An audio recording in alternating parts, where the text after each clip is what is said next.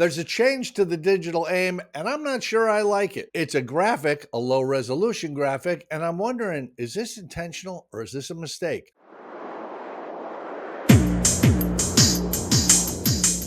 This episode is brought to you by Rexair Professional Pilot Academy of Sebring, Florida. They've got everything a flight student needs to be successful. So give them a call, 309-397-6191, or drop them a line, info@rexair.net. Mr. Brown, I'm feeling particularly ornery today. I believe it's a good day to poke the bear. Are you up for that? Okay. I bring this up because the Aeronautical Information Manual, like all FAA publications, is periodically updated. And today I see online, on the online version, there's a new graphic for traffic patterns that blends the upwind and departure leg as the same leg. And I'm not the fount of knowledge that I might be, but I kind of disagree with that because it used to say they were two different things, and I really think they should be. What's your not necessarily your official take, but what's your emotional reaction to this? Do you feel like a lump in your throat, or are you starting to tear up? I don't know if I can continue, Jamie. No, all kidding aside, um, I I I really don't like that. You know, for eons, back since who knows, the Wright brothers were alive. I don't know. There have always been distinctly different legs. The the leg opposite the downwind leg has always been illustrated as the upwind leg. Makes Mhm. perfect sense. It's opposite the downwind leg.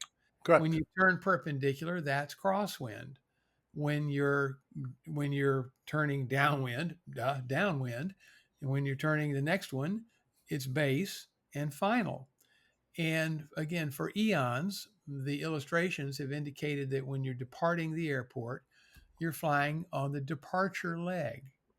Now, I don't know when this started. I mean, I've been noticing it for a while, a long while, that when I hear people take off, I hear them say departing on the upwind. I hear control towers talk about extend your upwind. I'll tell you when to turn crosswind. And, I'm probably one of the few, Don Quixotes tilting at windmills that let folks know that well the proper name of that leg really is the departure leg. um, and for boomers like me, who grew up seeing this diagram that says that the upwind leg is here, crosswind, downwind, base, etc. Departure leg is there. When I hear somebody say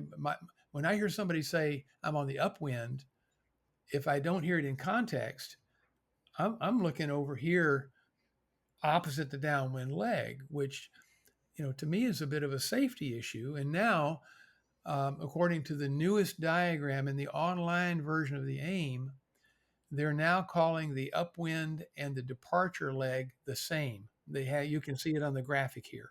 I'm a little troubled by that myself because I'm thinking in the practical sense, I'm on final, VFR, coming down the pike, and somebody pulls right out on the runway in front of me and starts their takeoff roll, oblivious to the fact there's somebody on short final. Right. Well, I'm going to do a go round now because I would like to live through the remainder of the day.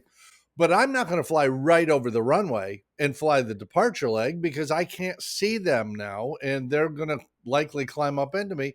I'm going to shift over and fly the upwind leg rather than the departure leg. That gives me a view of them on the runway. I've got space. I can separate myself. I can make my turn after they're out of the way, and we now have a safety feature built in.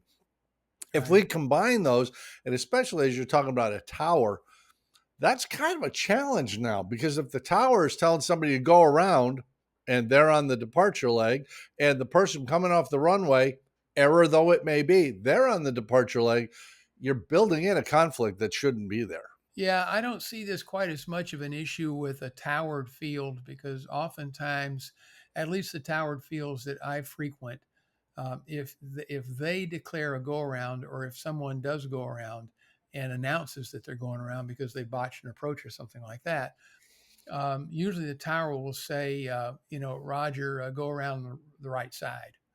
In other Yeah. words, sidestep to the right, and they don't give it a leg name. And so I don't see this as much of an issue at a towered field where you've got somebody watching what's happening in the action around the airport. But I do see it as a potential issue at a non towered field when you do have a population of pilots who learned how to fly um, using an aim that shows a distinctly different upwind, crosswind, downwind, base, and final, distinctly different from the departure leg, and it's illustrated as such. So I think that we are potentially sowing some seeds of confusion here that isn't necessary. Well, as I said, starting this out, I just feel a little ornery, feel like poking the bear. The big guys may have made an error. And, as you make the point about towered, non towered airports, there's about 500 towered airports in the United States. They can probably figure out how to deal with this. But there's 5,000 non towered airports Right. where you and I are both based at non towered airports. Maybe the standards are a little more lax there. A lot of people don't keep up with the way they should do procedures. I just think this is something I just wanted to put my own personal stamp on it. I'm not sure I like this, and I'm hoping it's a mistake. Yeah, I'm not real crazy about it either. I'm wondering what prompted them to do this. And there is a mechanism by which you can make suggestions to the people that write these books, the PHAC and the Airplane Flying Handbook, AIM, and so there is actually a mechanism on the FAA's website that you can submit recommendations or requests for consideration for changes. In fact, I did that about 2 weeks ago with the so-called teardrop entry to the downwind leg with some clarifications that I think are desperately needed to be made. I got a very nice response back, quite the contrary of what I almost expected to hear, mind your own business. And I'm saying that tongue in cheek. But no, I got a very, very nice response that said that your recommendations are going to be included in the upcoming meetings that consider recommendations like that, and it will absolutely be discussed. So I wonder if somebody or somebody's didn't use this mechanism to suggest that because hey, everybody's calling this the upwind leg, why don't we just call it the upwind leg? And maybe that's why it happened, but I do think that it's ill advised. And I know that we will get some comments that say, "Hey, it's just semantics. It doesn't matter. Get over yourself," and all of that. And I totally get that. I really do. I totally get that. But it it isn't what all of the publications up until right now have said that leg is. And again, so you have generations of pilots that grew up seeing that illustration and understanding the downwind. They said the departure leg is the leg as you're taking off, and to all of a sudden now have it changed in an FAA publication now to call it the upwind or the departure leg. It's illustrated, as you can see on the illustration. It's illustrated as both. Yeah, that part's a little weird. And as I say, it's a low-res graphic. Maybe it's an error, but it's something that certainly caught my attention, certainly caught your attention.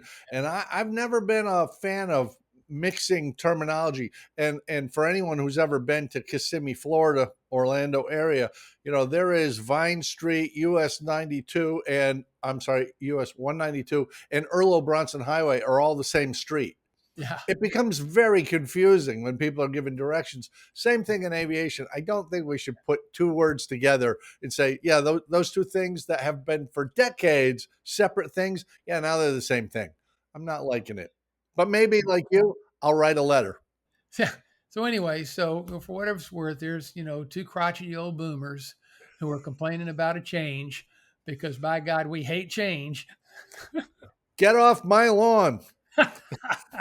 That's all I got, Jamie. No more complaints on my end. Thanks for watching. We'll see you back here next week with some more Mad Props Aero.